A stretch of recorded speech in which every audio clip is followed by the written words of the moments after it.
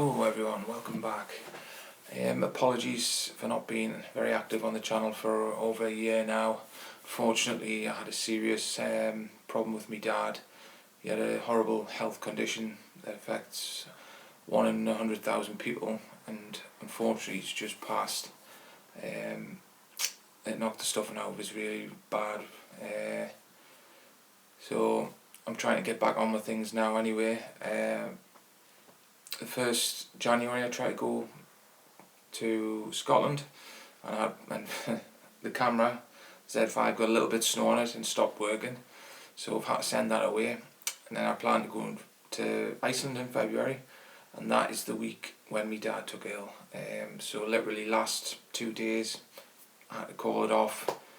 I'd sold all my equipment and downsized everything so I could save some money to go to Iceland, and basically lost it all. But I would rather lose all that money than be stuck in Iceland with my dad in his last few days, sort of thing. So what we're going to do, I've got the Nikon Z6 now. I've just got it. I haven't even tested it yet. It came over a month ago.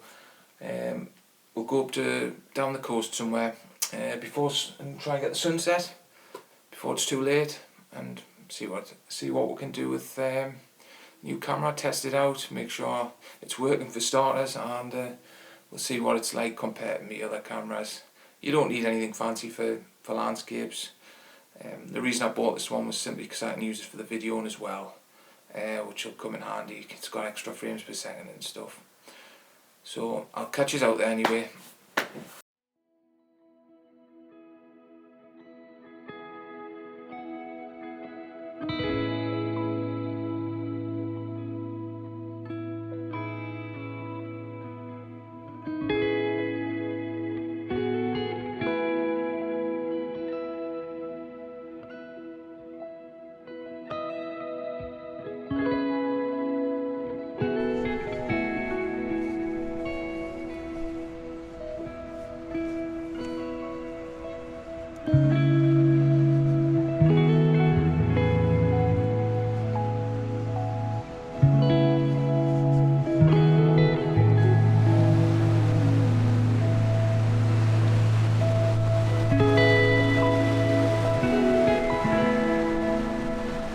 Arrived at Bamburgh, one of my favourite locations. It was also one of my dad's favourite locations, so what better place to come and try and get back into the swing of things.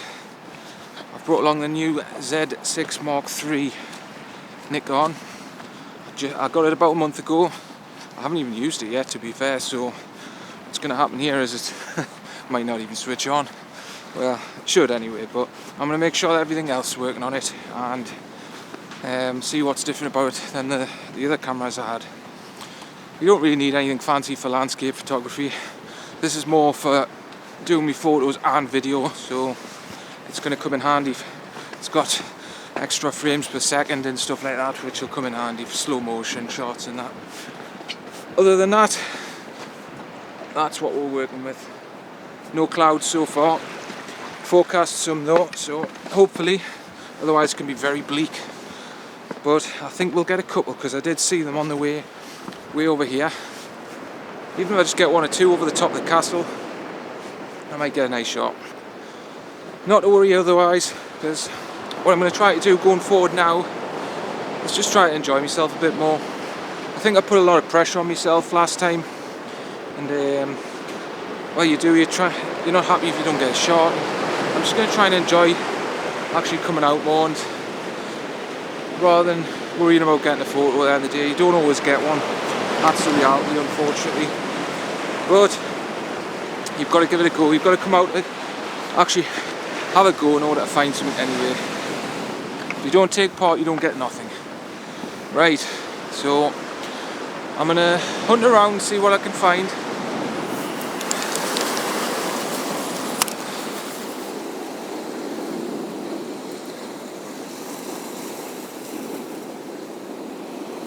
I'm basically just messing around here, seeing if I can get something a bit more creative.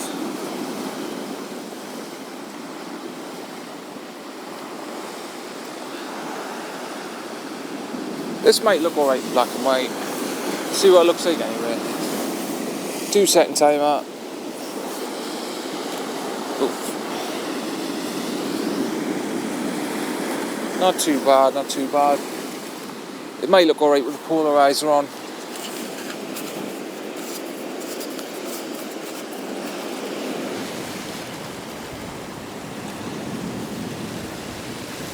It looks a bit better. Let's go for that.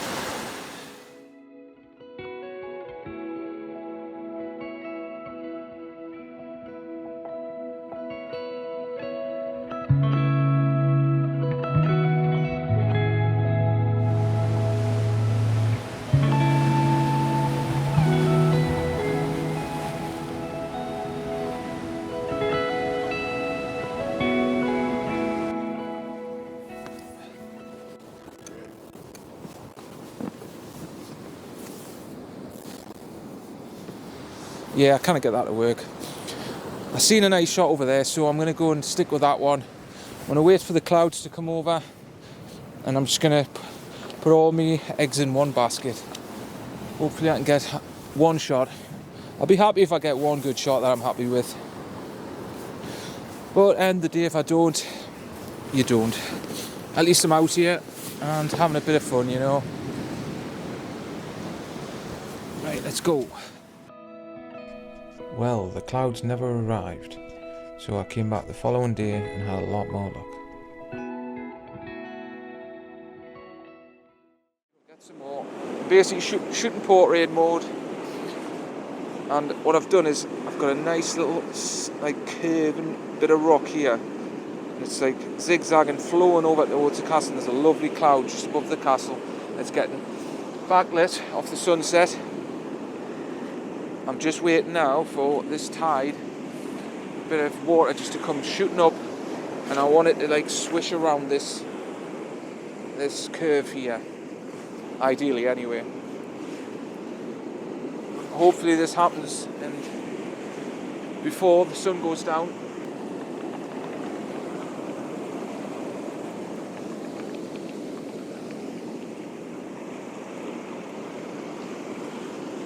That looks really nice actually. Let's have a look. That is nice.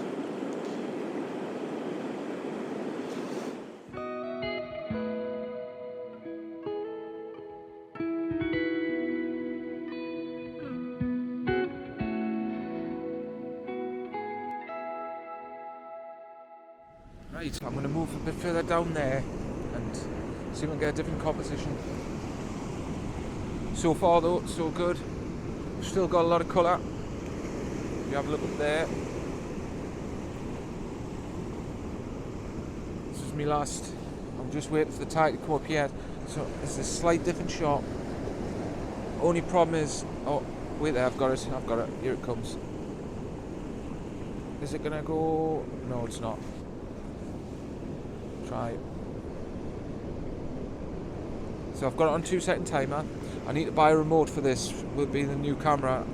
To be honest with you, I'm struggling to use it. I need to get out a bit more and actually learn to use all the different settings and that, because I've lost me spirit level. That's gone. I don't know how to get that back up, so I'm gonna have to read the manual. Come on, wave. I'm just waiting for you now.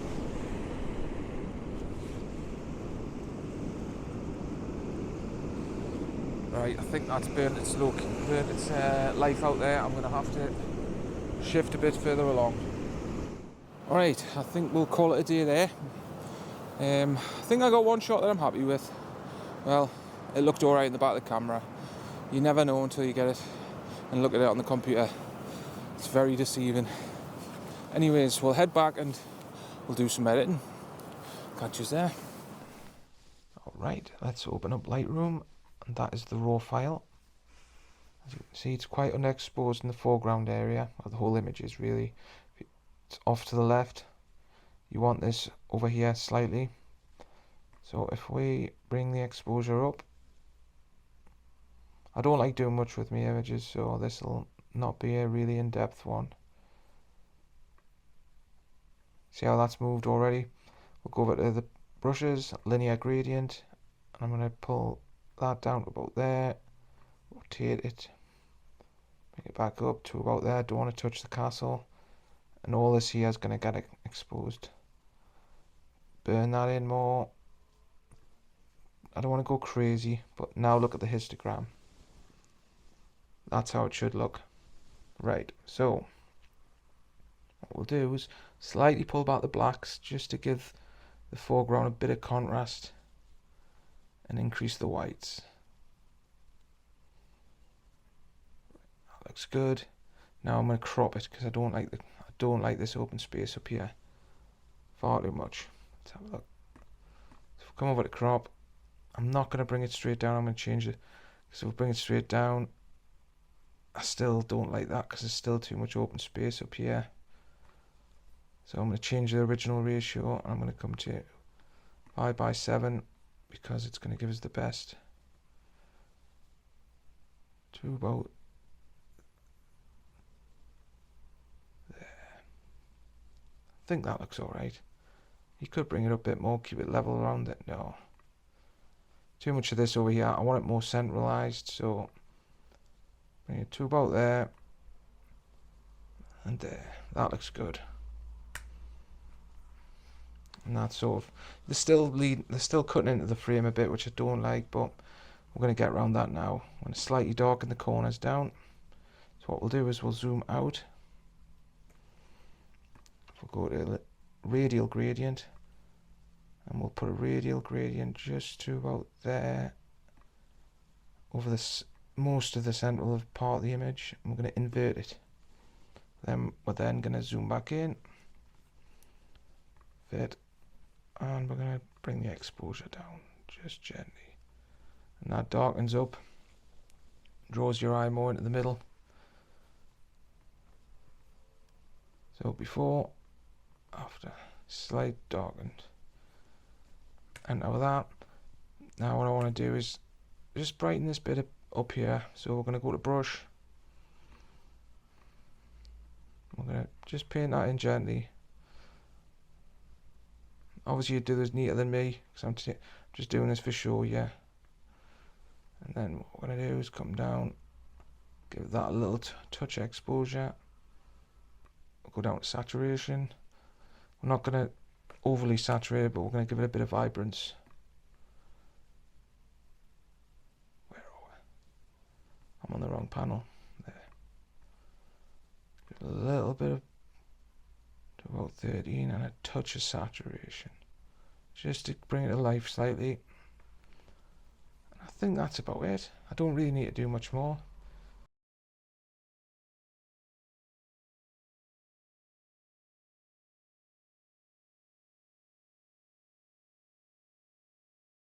Camera, I'm really happy with it.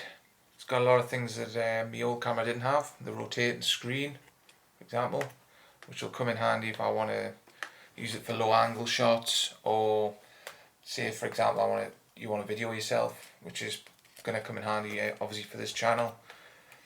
The spirit level on it, that's really handy as well. If you want to get that on, you press the display button twice or 3 times, I think it is, comes up, but it goes right across the screen rather than just being in the centre, a little green cursor in the centre. It's right across, which I think it's easier to balance it out. Other than that, I don't need anything else really, to be honest with you. 50 million megapixels, whatever, I don't need that many. 24 will do. I can zoom right in with that. You'll never notice it, and I challenge anyone to prove that. Zoom into your photos and blind test them, and I guarantee you can't pick out which ones are 50 million megapixels and which ones aren't. So, other than that, just the L bracket really. Don't like the fact that that catches. So I'm going to file that back or get a new L bracket, because you don't want to be fiddling with that when you're out in the cold, freezing cold hands. Your battery dies, you have to change the battery. You don't want to have to keep taking your L bracket off. Well, really good shoot there, I enjoyed that. I shall be making some more videos soon. In the next video I'm going to show you my new camper van I've converted, which was quite an eye-opening experience and took us ages, but I really enjoyed it. Thanks for tuning in, and thanks to all the subscribers that didn't unsubscribe whilst I was away, sort of thing. Thanks a lot. I'll see you in the next video.